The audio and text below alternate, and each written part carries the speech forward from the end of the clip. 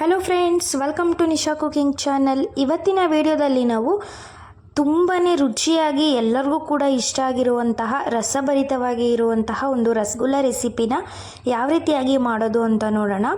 ಇನ್ನು ನನ್ನ ವಿಡಿಯೋನ ಯಾರೆಲ್ಲ ಸಬ್ಸ್ಕ್ರೈಬ್ ಮಾಡ್ಕೊಳ್ದೆ ನೋಡ್ತಾ ಇದ್ದೀರಾ, ಪ್ಲೀಸ್ ಸಬ್ಸ್ಕ್ರೈಬ್ ಆಗಿ ಬೆಲ್ ಬಟನ್ನ ಕ್ಲಿಕ್ ಮಾಡಿ ಆಲ್ ಅಂತ ಸೆಲೆಕ್ಟ್ ಮಾಡ್ಕೊಳ್ಳಿ. ಮೊದಲಿಗೆ ನಾನಿಲ್ಲಿ ಒಂದು 3/4 ಲೀಟ್ರಷ್ಟು ಹಾಲನ್ನು ತೊಗೊಂಡಿದ್ದೀನಿ. ನಾನಿಲ್ಲಿ ನೀರನ್ನು ಹಾಕಿಲ್ಲ, ನೀರನ್ನು ಹಾಕಬಾರ್ದು. ನೀರನ್ನು ಹಾಕದೇ ಇದ್ದರೆ ಪನ್ನೀರು ತುಂಬಾ ಚೆನ್ನಾಗಿ ಬರುತ್ತೆ. ಇವಾಗ ಇದನ್ನು ಒಂದು ಕುದಿವರೆಗೂ ಕೂಡ ನಾವು ವೆಯ್ಟ್ ಮಾಡ್ಕೊಳ್ಬೇಕಾಗುತ್ತೆ. ನೋಡಿ, ಈ ರೀತಿಯಾಗಿ ಜಸ್ಟ್ ಒಂದು ಕುದಿ ಬಂದರೆ ಸಾಕು. ಇವಾಗ ಇದಕ್ಕೆ ನಾನು ಅರ್ಧ ಭಾಗದಷ್ಟು ನಿಂಬೆ ರಸನ ಸೇರಿಸ್ಕೊಳ್ತಾ ಇದ್ದೀನಿ. ನಾನಿಲ್ಲಿ 3/4 ಲೀಟ್ರ್ ಹಾಲು ತೊಗೊಂಡಿರೋದ್ರಿಂದ ಗಟ್ಟಿ ಹಾಲು, ನೀರನ್ನು ಹಾಕಿಲ್ಲ. ನಾನಿಲ್ಲಿ ಅರ್ಧ ಭಾಗದಷ್ಟು ನಿಂಬೆ ರಸನ ಹಾಕ್ಕೊಳ್ತಾ ಇದ್ದೀನಿ. ನೀವು 1 ಲೀಟರ್ ಹಾಲು ತಗೊಳ್ಳೋದಿದ್ರೆ ಪೂರ್ತಿಯಾಗಿ 1 ನಿಂಬೆಹಣ್ಣಿನ ರಸನ ಸೇರಿಸ್ಕೊಳ್ಳಿ. ನೆಕ್ಸ್ಟು ನಿಂಬೆಹಣ್ಣು ರಸನ ಹಾಕಿದ್ಮೇಲೆ ಸ್ಪೂನ್ನಲ್ಲಿ ಈ ರೀತಿಯಾಗಿ ಒಂದು ಸರ್ತಿ ಮಿಕ್ಸ್ ಮಾಡ್ಕೊಳ್ಳಿ. ಒಂದು 3 to 4 ಮಿನಿಟ್ಸ್ ಒಳಗಡೆ ನಮಗೆ ಪನ್ನೀರ್ ಬಂದುಬಿಡುತ್ತೆ ಹಾಲು ಹೊಡೆದು. ನೋಡಿ, ಆಲ್ರೆಡಿ ಸ್ವಲ್ಪನೇ ಲೈಟಾಗಿ ಪನ್ನೀರ್ ಆಗ್ತಾ ಇದೆ. ಇದು ಒಂದು 3 to 4 ಮಿನಿಟ್ಸ್ ತೊಗೊಳುತ್ತೆ. ಇದನ್ನು ಮೀಡಿಯಮ್ ಫ್ಲೇಮ್ನಲ್ಲೇ ಇಟ್ಟು ನಾವು ಇದನ್ನು ಹಾಲನ್ನು ಹೊಡ್ಕೊಳ್ಬೇಕಾಗತ್ತೆ. ನೋಡ್ತಾ ಇರ್ಬೋದು ನೀವು, ಇವಾಗ ಸ್ವಲ್ಪನೇ ಲೈಟಾಗಿ ಪನ್ನೀರ್ ಬಂದಿದೆ. ಇದು ಇನ್ನೂ ಪೂರ್ತಿಯಾಗಿ ಬರಬೇಕು. ಅಲ್ಲಿವರೆಗೂ ಕೂಡ ನಾವು ವೆಯ್ಟ್ ಮಾಡೋಣ. ನೋಡಿ, ಇವಾಗ ಪನ್ನೀರು ನೀಟಾಗಿ ಬಂದಿದೆ. ನೋಡ್ತಾ ಇರ್ಬೋದು ನೀವು, ಪನ್ನೀರ್ ಒಂದು ಕಡೆ, ಹಾಲು ಒಂದು ಕಡೆ ಸಪ್ರೇಟ್ ಆಗಿದೆ. ಈ ರೀತಿಯಾಗಿ ಪರ್ಫೆಕ್ಟಾಗಿ ಪನ್ನೀರ್ ಬರಬೇಕು. ಆವಾಗ ರಸಗುಲ್ಲ ಅನ್ನೋದು ಪರ್ಫೆಕ್ಟಾಗಿ ಚೆನ್ನಾಗಿ ಬರುತ್ತೆ. ನೆಕ್ಸ್ಟ್ ಇವಾಗ ಇದನ್ನು ಸ್ಟವ್ನ ಆಫ್ ಮಾಡಿಕೊಂಡು ಈ ಥರದ್ದು ಒಂದು ಸ್ಟ್ರೈನರ್ನ ತೊಗೊಂಡು ಅದಕ್ಕೆ ಒಂದು ಯಾವುದಾದ್ರೂ ಒಂದು ಕಾಟನ್ ಬಟ್ಟೆನ ತೊಗೊಂಡು ಈಗ ಒಡೆದಿರೋ ಅಂಥ ಹಾಲನ್ನು ಹಾಕ್ಕೊಳ್ಬೇಕಾಗತ್ತೆ. ಕಂಪ್ಲೀಟಾಗಿ ನಾವು ಒಂದು 80% ನೀರನ್ನು ತಕ್ಕೊಳ್ಬೇಕು. ಇದನ್ನು ನೋಡಿ, ನೀಟಾಗಿ ಪನ್ನೀರ್ ಬಂದಿದೆ, ನೋಡ್ತಾ ಇರ್ಬೋದು ನೀವು. ಇವಾಗ ನೋಡಿ, ಈ ರೀತಿಯಾಗಿ ನೀರನ್ನು ತೆಕ್ಕೊಳ್ಬೇಕಾಗುತ್ತೆ. ಪೂರ್ತಿಯಾಗಿ ನಾವು ಪೂರ್ತಿ ತೆಗಿಯೋದಕ್ಕಾಗೋದಿಲ್ಲ, ಒಂದು 80% ನಾವು ನೀರನ್ನು ತೆಕ್ಕೊಳ್ಬೇಕು.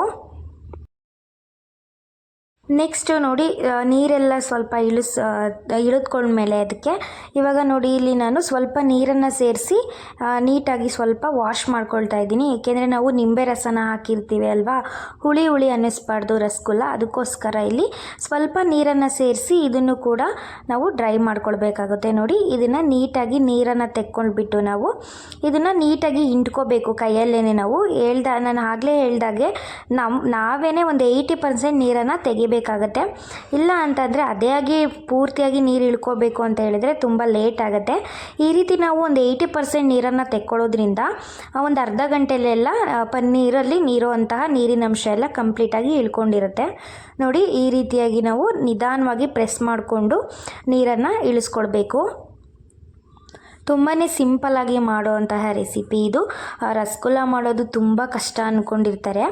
ನೋಡಿ, ನೆಕ್ಸ್ಟ್ ಇವಾಗ ಈ ರೀತಿಯಾಗಿ ನೀರನ್ನು ತೆಕ್ಕೊಳ್ಬಿಟ್ಟು ವೆಯ್ಟ್ ಇರೋದೇನಾದರೂ ಇಡಬೇಕಾಗತ್ತೆ.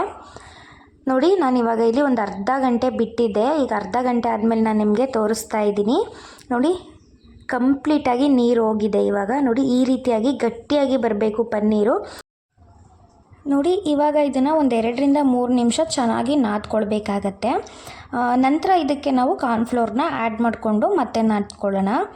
ನೋಡಿ, ನೀಟಾಗಿ ನಾದ್ಕೊಳ್ಬೇಕು. ಇದು ಕೂಡ ಇಂಪಾರ್ಟೆಂಟು. ರಸಗುಲ್ಲ ಮಾಡುವಾಗ ನೀಟಾಗಿ ನಾದ್ಕೊಳ್ಬೇಕಾಗುತ್ತೆ. ನೆಕ್ಸ್ಟ್ ಇವಾಗ ನಾನು ಇದಕ್ಕೆ 1.5 ಟೇಬಲ್ ಸ್ಪೂನಷ್ಟು ಕಾರ್ನ್ಫ್ಲೋರನ್ನು ಸೇರಿಸ್ಕೊಳ್ತಾ ಇದ್ದೀನಿ. ಕಾರ್ನ್ಫ್ಲೋರ್ನ ಸೇರಿಸೋದ್ರಿಂದ ನೀಟಾಗಿ ಅಂದರೆ ತುಂಬಾ ಸಾಫ್ಟಾಗಿ ಬರುತ್ತೆ ಹಿಟ್ಟು.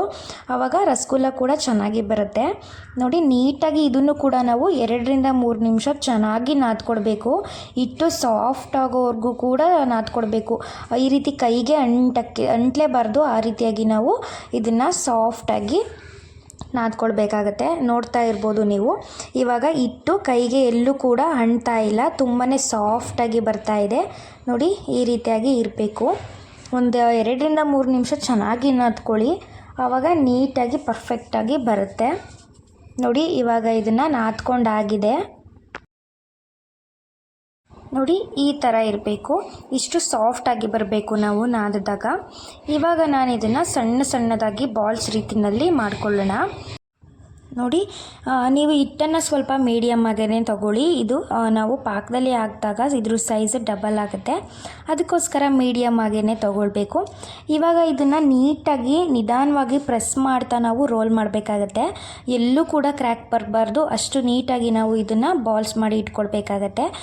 ಕ್ರ್ಯಾಕ್ ಇದ್ಬಿಟ್ರೆ ಇದು ಪಾಕದೊಳಗಡೆ ಹಾಕಿದ ತಕ್ಷಣ ಅದು ಒಡೆದೋಗ್ಬಿಡುತ್ತೆ. ಅದಕ್ಕೋಸ್ಕರ ನೋಡಿ ಇಲ್ಲಿ ಎಲ್ಲೂ ಕೂಡ ಒಂದು ಸಣ್ಣ ಕ್ರ್ಯಾಕು ಕೂಡ ಇಲ್ಲ. ಈ ರೀತಿಯಾಗಿ ನಾವು ಮಾಡ್ಕೊಳ್ಬೇಕಾಗತ್ತೆ. ನೋಡ್ತಾ ಇದ್ದೀರಲ್ವ ಎಷ್ಟು ನೀಟಾಗಿ ಬಂದಿದೆ ಅಂದ್ಬಿಟ್ಟು. ಒಂದು ಚೂರು ಕ್ರ್ಯಾಕ್ ಇರಬಾರ್ದು, ಆವಾಗ ರಸಗುಲ್ಲ ಎಲ್ಲೂ ಕೂಡ ಒಡೆದೋಗಲ್ಲ.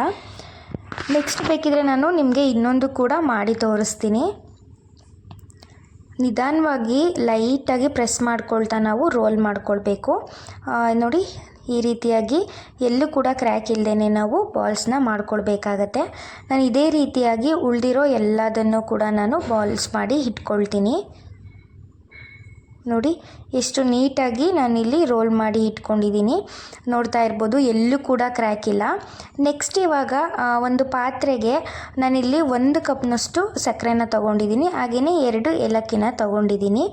ಅದೇ ಕಪ್ ಅಳತೆನಲ್ಲಿ ನಾನು 1.5 ಕಪ್ನಷ್ಟು ನೀರನ್ನು ಸೇರಿಸ್ಕೊಳ್ತಾ ಇದ್ದೀನಿ. ಜಾಸ್ತಿ ಪಾಕ ಏನು ಬೇಡ, ವೇಸ್ಟ್ ಆಗುತ್ತೆ. ಅದಕ್ಕೋಸ್ಕರ ರಸಗುಲ್ಲ ಬೇಯೋದಕ್ಕೆ ಎಷ್ಟು ಬೇಕೋ ಅಷ್ಟು ಅವಶ್ಯಕತೆ ಇರೋಷ್ಟು ನಾವು ಪಾಕನ ಮಾಡ್ಕೊಳ್ಬೇಕಾಗತ್ತೆ. ನೆಕ್ಸ್ಟ್ ಇದನ್ನು ಸಕ್ಕರೆ ಕರಗೋವರೆಗೂ ಕೂಡ ನಾವು ಬಿಡಬೇಕಾಗತ್ತೆ. ಜಸ್ಟ್ ಸಕ್ಕರೆ ಕರಗಿದ್ರೆ ಸಾಕು. ನೋಡಿ ಇವಾಗ ಸಕ್ಕರೆ ನೀಟಾಗಿ ಕಂಪ್ಲೀಟಾಗಿ ಕರಗಿದೆ.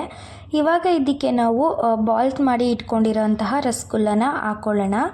ನಿಧಾನವಾಗಿ ಒಂದೊಂದನ್ನೇ ಹಾಕ್ಕೊಳ್ಬೇಕು. ಹೈ ಫ್ಲೇಮ್ನಲ್ಲಿ ಇಟ್ಟು ಹಾಕ್ಕೊಳ್ಳೋದಕ್ಕೆ ಹೋಗಬೇಡಿ. ನಾವು ಹಾಕಿದ ತಕ್ಷಣ ಅದು ತುಂಬ ಸಾಫ್ಟ್ ಇರುತ್ತೆ ಅಲ್ವಾ, ಒಡೆದೋಗ್ಬಿಡುತ್ತೆ. ಅದಕ್ಕೋಸ್ಕರ ಲೋ ಫ್ಲೇಮ್ ಮಾಡಿಬಿಟ್ಟು ರಸಗುಲ್ಲನ ಹಾಕ್ಕೊಳ್ಬೇಕಾಗತ್ತೆ. ನೋಡಿ ಇವಾಗ ಲೋ ಫ್ಲೇಮ್ ಇಟ್ಬಿಟ್ಟು ಪ್ಲೇಟ್ನ ಮುಚ್ಚಿ ಒಂದು 5 ನಿಮಿಷ ಲೋ ಫ್ಲೇಮ್ನಲ್ಲೇ ಇದನ್ನು ಕುಕ್ ಮಾಡ್ಕೊಳ್ಳೋಣ.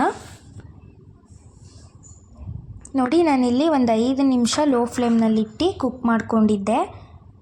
ಇವಾಗ ಇದನ್ನು ತೆಗೆಯೋಣ. ನೋಡಿ ಈ ರೀತಿಯಾಗಿ ಆಗಿದೆ. ಇವಾಗ ಪ್ಲೇಟನ್ನು ಮುಚ್ಚದೇ ನಾನು ಇದನ್ನು ಹೈ ಫ್ಲೇಮ್ನಲ್ಲಿ ಇಟ್ಟು 10 ನಿಮಿಷ ಇದನ್ನು ಕುಕ್ ಮಾಡ್ಕೊಳ್ಳೋಣ. ಆವಾಗ ರಸಗುಲ್ಲ ಅನ್ನೋದು ರೆಡಿ ಆಗುತ್ತೆ. ನಾವು ಸ್ಟಾರ್ಟಿಂಗೇ ಹೈ ಫ್ಲೇಮ್ ಮಾಡಿ ಇಟ್ಬಿಟ್ರೆ ಅದು ಹಿಟ್ಟು ಸಾಫ್ಟ್ ಇರುತ್ತೆ. ಅದಕ್ಕೋಸ್ಕರ ಹಾಕಿದ ತಕ್ಷಣವೇ ಅದು ಒಡೆದೋಗೋ ಚಾನ್ಸಸ್ ಇರುತ್ತೆ. ಅದಕ್ಕೋಸ್ಕರ ಸ್ಟಾರ್ಟಿಂಗ್ ಒಂದು 5 ನಿಮಿಷ ನಾವು ಲೋ ಫ್ಲೇಮ್ನಲ್ಲಿ ಇಟ್ಕೊಳ್ಬೇಕಾಗತ್ತೆ. ನೆಕ್ಸ್ಟು 10 ಮಿನಿಟ್ಸ್ ಆದಮೇಲೆ ಸ್ಟವ್ನ ಆಫ್ ಮಾಡ್ಕೊಳ್ಳಿ. ನೋಡ್ತಾ ಇರ್ಬೋದು ಇವಾಗ ರಸಗುಲ್ಲ ಅನ್ನೋದು ತುಂಬಾ ಚೆನ್ನಾಗಿ ಬಂದಿದೆ. ನೋಡ್ತಾ ಇರ್ಬೋದು ಎಷ್ಟು ಚೆನ್ನಾಗಿ ಬಂದಿದೆ ಅಂದ್ಬಿಟ್ಟು. ಸೈಜ್ ಕೂಡ ಡಬಲ್ ಆಗಿದೆ. ತುಂಬಾ ಟೇಸ್ಟಿಯಾಗಿರುತ್ತೆ. ಇದು ಎಲ್ರಿಗೂ ಕೂಡ ಇಷ್ಟ ಆಗುವಂತಹ ರೆಸಿಪಿ. ಓಕೆ ಫ್ರೆಂಡ್ಸ್, ಈ ರೆಸಿಪಿ ನಿಮಗೆ ಇಷ್ಟ ಆಗಿದರೆ ನನ್ನ ಚಾನಲ್ನ ಪ್ಲೀಸ್ ಸಬ್ಸ್ಕ್ರೈಬ್ ಮಾಡ್ಕೊಳ್ಳಿ. ಹಾಗೆ ಈ ವಿಡಿಯೋನ ನಿಮ್ಮ ಫ್ರೆಂಡ್ಸ್ ಫ್ಯಾಮಿಲಿ ಎಲ್ಲರಿಗೂ ಕೂಡ ಶೇರ್ ಮಾಡಿ. Thank you for watching.